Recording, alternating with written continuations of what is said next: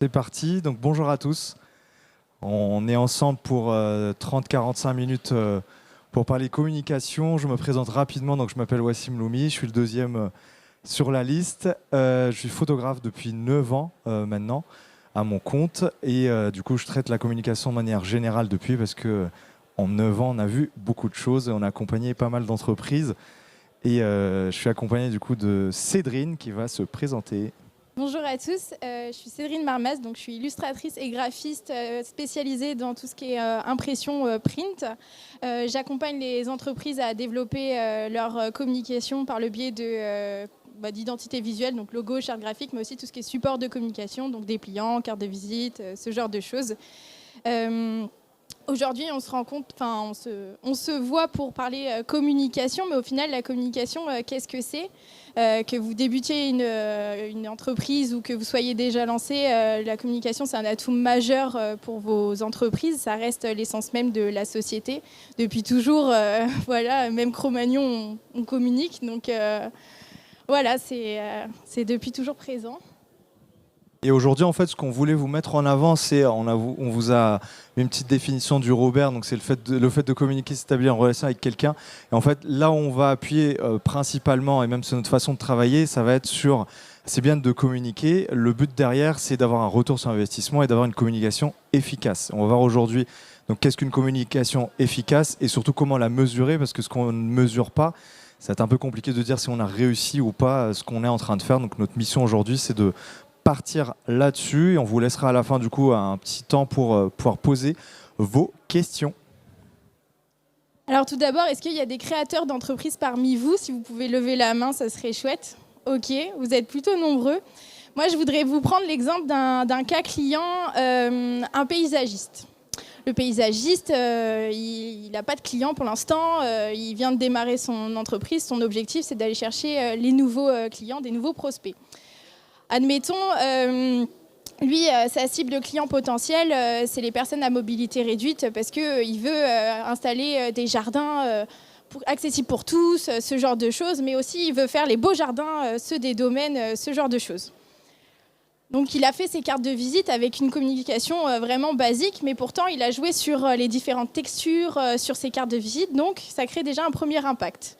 Il les dépose dans la boulangerie, et puis dans la boulangerie, il y a des potentiels prospects, des potentiels clients, ils remarquent ces fabuleuses cartes de visite. Et du coup, ils vont les prendre. Ils vont les prendre et puis ils vont après, grâce au QR code présent sur le verso de sa carte de visite, ils vont pouvoir être redirigés sur son site internet. Mais sur son site internet, qu'est-ce qu'ils vont pouvoir trouver ?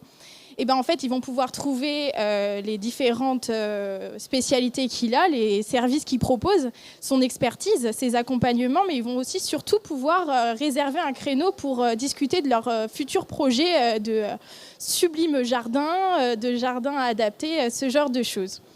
Donc, ils vont prendre rendez-vous via ce site internet. Et puis, lors de leur premier échange, le but du paysagiste, c'est de pouvoir expliquer mais qu'est-ce que c'est vraiment ces services, en plus de ce que les prospects auront vu sur leur site internet. Donc, il va proposer éventuellement une plaquette d'entreprise ou un dépliant. L'objectif de ce support de communication, c'est d'appuyer, d'illustrer en fait les différents propos de notre paysagiste, en quoi son accompagnement est différent du paysagiste du coin, qu'est-ce qu'il a en plus. Donc c'est un support de communication que les clients vont pouvoir garder, qui vont pouvoir consulter comme bon leur semble. Et c'est aussi un support de communication qui va pouvoir être bénéfique aussi aux potentiels invités qui viendront boire ou manger chez les uns et chez les autres. Bref, ce dépliant, il restera un peu sur le comptoir de la cuisine. On pourra le consulter, voilà, tout ça. Et puis du coup, finalement, les clients, ils ont fait appel à ce paysagiste. Et puis le paysagiste, les clients, super fiers de notre paysagiste, ils se disent trop bien, mais comment on peut t'aider ? Et ils peuvent aider le paysagiste en mettant un panneau un peu publicitaire devant chez eux. Là, je vois à vos yeux, panneau publicitaire, mais au secours, c'est moche. Faut opter pour le moche, le discret, mais l'utile. En fait, le panneau publicitaire devant les clients du paysagiste, ça va être un peu une mini carte de visite. le paysagiste, grâce à ça, il va signer un peu son œuvre de jardin comme un artiste signerait ses toiles. C'est pareil. Sur ce panneau, on va pouvoir aussi retrouver éventuellement un QR code, les coordonnées et puis surtout l'identité de son entreprise. On sait que c'est lui. Si on est redirigé sur son site internet, on sait aussi que c'est la même personne parce qu'il y a une cohérence visuelle très, très développée. Donc en fait, la communication, c'est ça. On part d'un point A pour arriver à un point B. Et pendant tout ce parcours, grâce à la communication, en fait, notre prospect est devenu notre client. Et en plus, grâce à une bonne communication, il est capable de nous recommander. Donc en fait, penser communication, c'est aussi penser circuit client, du prospect au client et après aussi au recommandeur. Donc voilà, donc là c'est des supports de communication bien pensés en fonction des cibles, mais c'est aussi des supports de communication qui ne vont pas être n'importe qui. On en a marre des dépliants, des flyers dans les boîtes aux lettres. On veut du pertinent et de l'efficace. On va prendre du coup un deuxième cas client. On a parlé de créateur. On va parler aussi de repreneur ou une entreprise qui est déjà en train de tourner. Et là, on va parler principalement, donc on va parler de photos, sites internet et réseaux sociaux. Donc c'est beau de le dire et de le montrer comme ça. On va mettre en avant le côté cohérence parce que c'est bien du coup de pouvoir communiquer. On a un but, donc le retour sur investissement, ce qu'on vous a dit au tout début. Retour sur investissement, ça veut dire aller chercher des clients. Quel type de client? Donc là, il faudra travailler en amont pour aller cibler. Donc, on a parlé de particuliers, on va rester sur le particulier.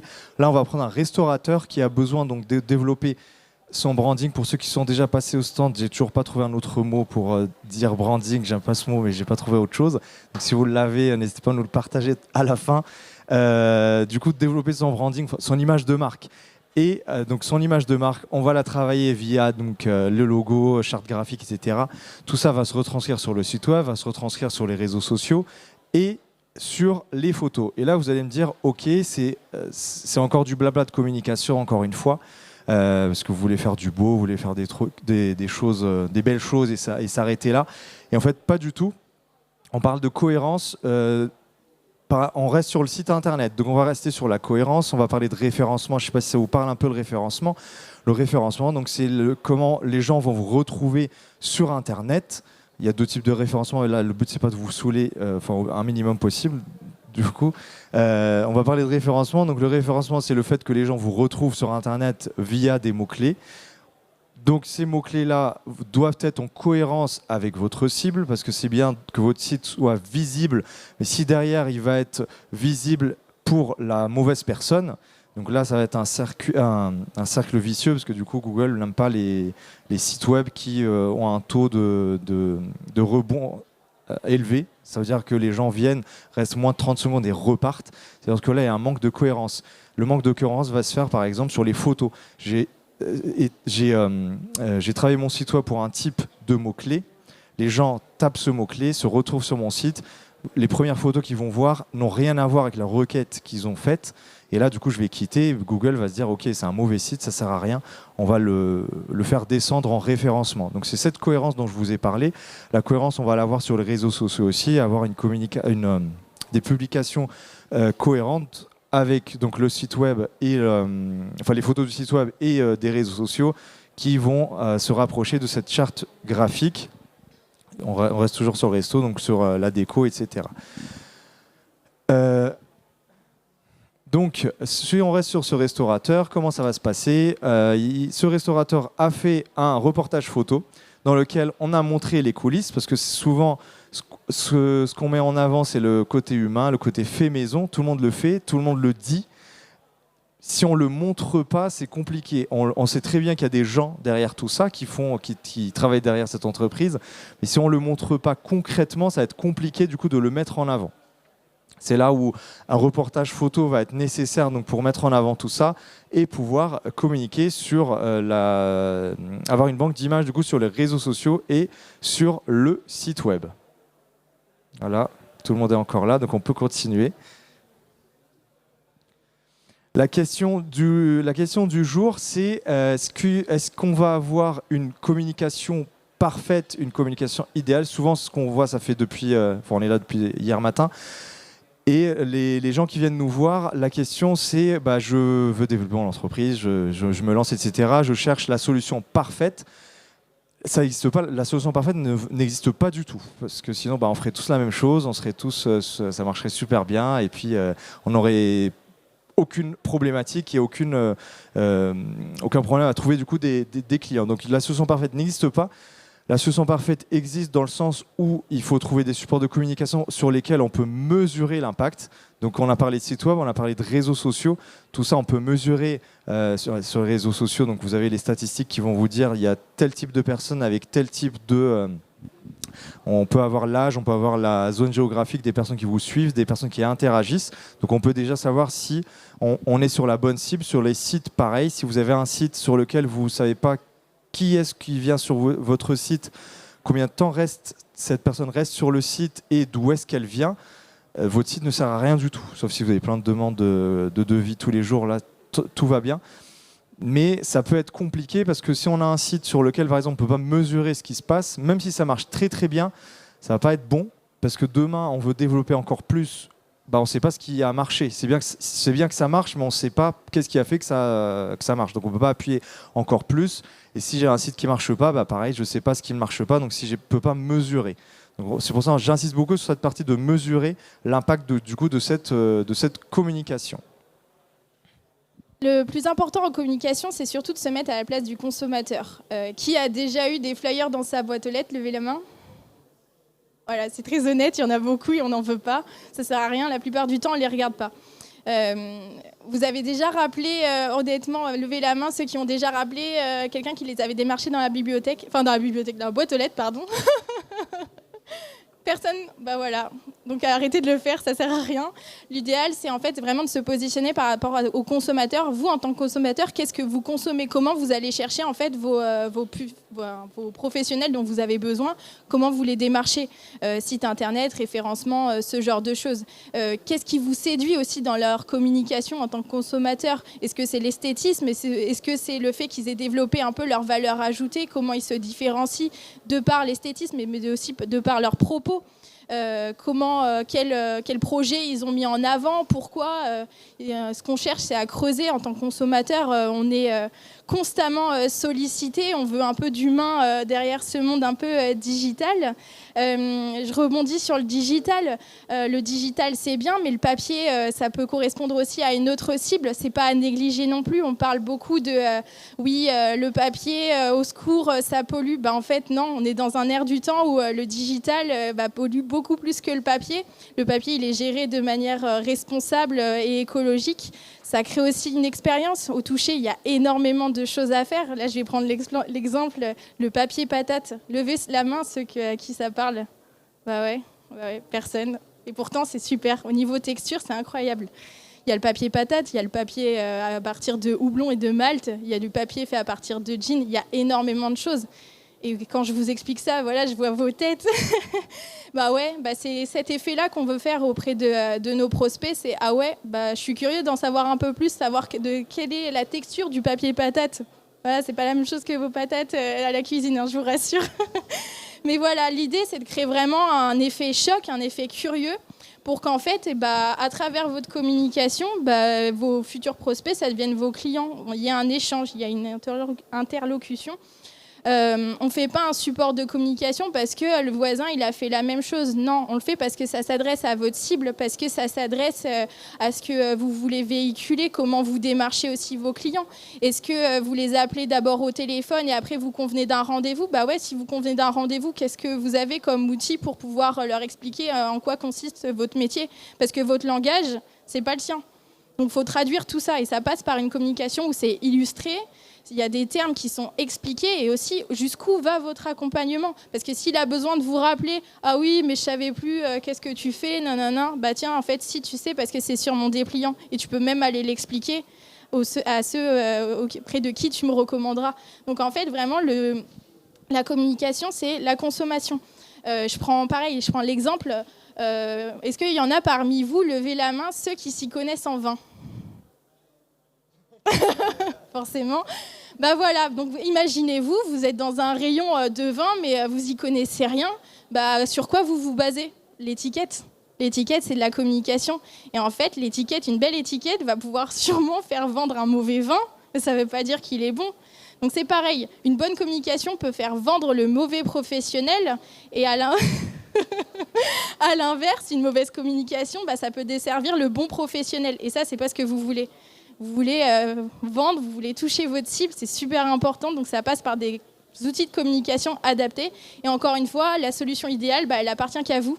Ça dépend comment vous prospectez, ça dépend qui est-ce que vous prospectez, ça dépend avec quel outil aussi informatique vous êtes à l'aise. Si vous êtes à l'aise sur les réseaux sociaux et que votre cible s'y trouve, tant mieux. Si jamais ce n'est pas le cas, faites de cet outil votre allié. Ça passe par potentiellement des formations, mais ça passe aussi par de la délégation. Il y a des professionnels qui sont très adaptés et qui pourront vous accompagner sur différents domaines.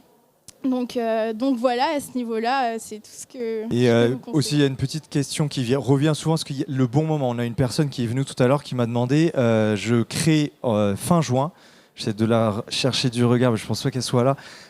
Non, fin juin 2025, est-ce que c'est le bon moment? Je pense que je suis trop en avance pour du coup créer, venir me faire accompagner du coup pour une communication, et pas du tout en fait, c'était le bon moment. Pourquoi c'est le bon moment? Parce que on va faire un état des lieux, elle va créer un café assez avec un thème assez spécifique. Donc elle me demandait est-ce que c'était le bon moment fin juin 2025. En fait oui, c'est complètement le bon moment parce que nous, en tant que spécialiste du coup de la communication, on va faire un état des lieux numérique. On va voir autour de son domaine quelles sont les requêtes qui vont être recherchées, et du coup elle peut se positionner très facilement. Elle peut se positionner en étant consciente du coup de la cartographie de ce qui se passe autour d'elle, et donc elle peut savoir sur quel j'essaie de trouver des mots pas chiants, de se positionner sur des requêtes intéressantes sur lesquelles ses concurrents ne sont pas positionnés peut-être, ou même s'ils sont positionnés, de prendre le temps de voir ce qui se fait pour pouvoir du coup se battre avec eux de manière un peu plus préparée. Et donc le bon moment, si vous créez dans 5-10 ans, c'est trop loin. Mais si c'est dans l'année, du coup c'est bien le moment de se positionner dessus et de commencer à se poser des questions pour savoir où est-ce qu'on va. Parce que du coup la communication doit faire partie intégrante de votre stratégie. C'est pas une finalité, c'est pas une finalité, c'est pas un produit qu'on va faire à la fin. On les connaît, vous inquiétez pas, ils vont chercher le café. Et du coup, c'est pas un produit qu'on va faire tout à la fin, parce il me reste un peu de sous en trésorerie. Même on entend souvent, j'ai 10% de mon chiffre d'affaires, je vais le mettre dans la communication. En fait, ça veut rien dire. Et ça sert à rien du tout de réfléchir comme ça. Il faut réfléchir en objectif et d'aller chercher du coup du chiffre d'affaires via la communication. C'est pas de mettre de l'argent dans la communication en espérant et en priant peut-être que j'aurai un retour. Là, c'est pas bon du tout. Il faut faire autre chose que de la communication. Il y a des prières et des choses différentes qui sont plus dans ce domaine-là. Mais si on veut être efficace, du coup, on se fixe un objectif. On va le chercher, cet objectif, à travers la communication, avec des outils qui existent. On peut mesurer, on peut savoir ce qui se fait autour de nous. On peut voir les concurrents, comment ils sont basés. On peut même mesurer le trafic dans notre région, on va dire, sur ce domaine-là, et savoir combien de trafic nous on peut avoir, combien on peut aller choper chez les concurrents, etc. Voilà. Je rebondis sur tout ce qui est identité visuelle et tout ça. Quand vous faites une identité visuelle, la plupart du temps, c'est maison parce que ça coûte cher. Voilà, faut dire les choses. On crée une identité, on crée une expertise et une expérience. Et en fait, ce qu'il faut savoir, c'est que si vous investissez dans une identité visuelle dès le départ, en fait, c'est un gain de temps pour toute la suite. Parce que c'est ce qui déterminera tous vos supports de communication, mais aussi à quel point votre identité visuelle sera efficace auprès de vos prospects. Ah oui, j'ai vu ton logo là-bas, je me souviens des couleurs, ça me parle. Ah oui, telle forme et tout ça. C'est ça qu'on veut obtenir. Et en fait, quand on crée une identité visuelle, il faut la penser de façon à ce qu'elle soit déclinable sur tous les supports de communication. L'idée, c'est de ne pas être prisonnier de sa communication, parce que bon courage pour vendre une communication, un support de com dont vous n'êtes pas fier. C'est catastrophique et c'est très compliqué. Donc l'idée, c'est que votre logo, il soit applicable sur un covering de véhicule, sur un site internet, sur une application si jamais vous en faites, sur même le petit pictogramme sur la page Google. Ça, c'est super important. On va chercher dans le détail, mais on va aussi chercher dans... Il est déclinable sur tous les supports de communication. Encore une fois, j'insiste vraiment là-dessus parce que si vous n'êtes pas satisfait, même vous, vous n'êtes pas convaincu de votre communication, bon courage pour aller convaincre vos prospects parce que c'est pas gagné. Ouais, est-ce qu'il y en a qui ont des questions? Parce que là, c'est très général. Effectivement, on est tous différents, on a tous des business vraiment un peu authentiques. Est-ce que parmi vous, il y en a qui auraient des questions? Encore une fois, la communication, c'est du sur-mesure. Vous n'avez pas le business du voisin, vous n'avez pas la personnalité du voisin. C'est important de faire en fonction de vous et vous seul. Nous avons une vraie question ici. Moi, j'ai une vraie question. Quelle approche ou quelle méthode il faut appliquer? Comment il faut s'y prendre quand on a déjà créé la société depuis quelques années? On a tout bidouillé par soi-même, comme tu le dis. Comment on peut s'y reprendre pour avoir cette identité visuelle, justement? Comment vous, en tant que graphiste ou communicant, vous pouvez nous accompagner dans une refonte d'identité, d'améliorer un peu les choses et de les rendre cohérents? Merci Petra. En effet, il y a plein d'entreprises. Des fois, vous êtes amené à racheter une entreprise. Le logo, il est déjà pas terrible parce qu'il est vieux, il est hasardeux. On ne sait pas pourquoi, d'où il sort. Catastrophique. Hein. Et en fait, sauf que les clients, ils vous connaissent par ce logo-là. Et si vous le changez, en fait, vous risquez aussi de perdre des clients. Donc, au secours, catastrophe, c'est pas ce qu'on veut. Et du coup, en fait, l'idée, c'est vraiment d'opter sur une modernisation de logo. On garde les couleurs, ou alors on leur donne une petite nuance un peu plus peps. On garde la police, mais une petite police un peu plus facile à utiliser, ce genre de choses. Ça peut être très subtil et pourtant, on peut obtenir quelque chose de beaucoup plus dynamique que ce qu'il y avait de base. Encore une fois, l'idée, c'est qu'en remodernisant un logo, qu'il soit désormais applicable sur les nouveaux outils de communication, les nouveaux supports, parce que il y a quelques années, Internet, ça n'existait pas tout simplement, ni les réseaux sociaux. Donc voilà, c'est important. Et en fait, on peut jouer avec des choses très subtiles pour obtenir quelque chose d'au final très dynamique, sans perturber les clients déjà fidèles à l'entreprise. Je ne sais pas si j'ai répondu à la question. Ok. Est-ce qu'il y en a d'autres ? Je ne sais pas trop si c'est votre domaine d'expertise, du coup, mais je pense que vous touchez un petit peu à tout. Je voulais savoir quelle stratégie vous metteriez en place pour une communication sur LinkedIn pour rentrer en contact avec des dirigeants d'entreprise directement. Du coup, par rapport à LinkedIn, ce qu'on peut faire déjà, en fait, que ce soit LinkedIn, peu importe la cible, du coup, il faut savoir à qui on va s'adresser. Son LinkedIn doit être cohérent du coup pour cette cible-là, donc la définition, la description du compte, etc. La photo de profil, il faut qu'elle soit crédible et le petit bandeau. Et en fait, on a des outils pour LinkedIn, on a des outils spécifiques. Vous avez Wallaxy, je ne sais pas s'il y en a qui connaissent Wallaxy. Oui. Il y en a qui connaissent Wallaxy. En fait, Wallaxy, ça va être... il y a 2 A quelque part, mais j'oublie à chaque fois s'ils sont au début ou à la fin. Mais en gros, c'est un outil qui va permettre de définir une cible, le métier par exemple, la zone géographique ou autre. Et en fait, on va automatiser une demande de connexion, on va automatiser des messages derrière. Donc ça va être des messages de vente ou des messages de présentation.